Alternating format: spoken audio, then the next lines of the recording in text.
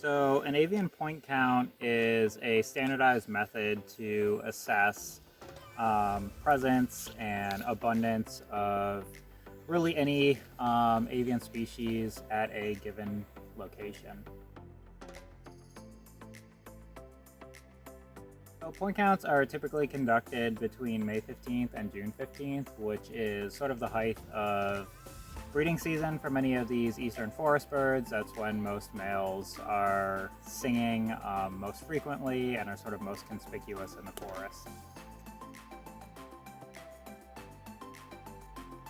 So point counts typically start in half an hour before sunrise and run until 4 hours post sunrise, which similar to the 1 month window in sort of late spring, early summer when birds are singing most frequently. It's the same thing for time of day.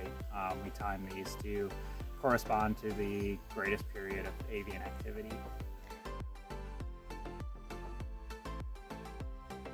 Between 2 and 4, depending on the survey location, depending on how far we have to drive, depending on how far we have to hike.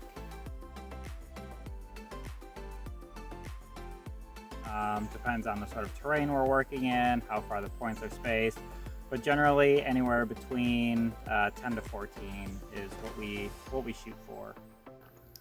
Surveying hundreds of locations for birds each year for the Dynamic Forest Restoration Partnership requires planning so that the team of field technicians can survey as many points as possible each morning. For example, depending on site conditions, about 10 to 14 points are assigned to each field technician each morning. Therefore, a team of 4 may be able to survey about 50 points per day. An avian point counter has many factors to consider when conducting their surveys each morning. 2 factors they always need to think about are looking at the aerial imagery to determine the most efficient path between each point and keeping track of their time to make sure they finish all points within the 4.5-hour survey window.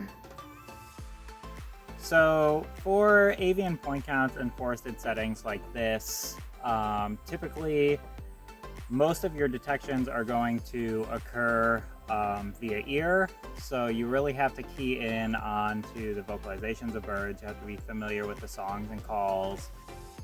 On any given day, there's probably 30 to 40 species that we'll encounter that are kind of ubiquitous throughout Pennsylvania, so you have to be really familiar with those, but we probably regularly encounter close to 100 species on these surveys every summer.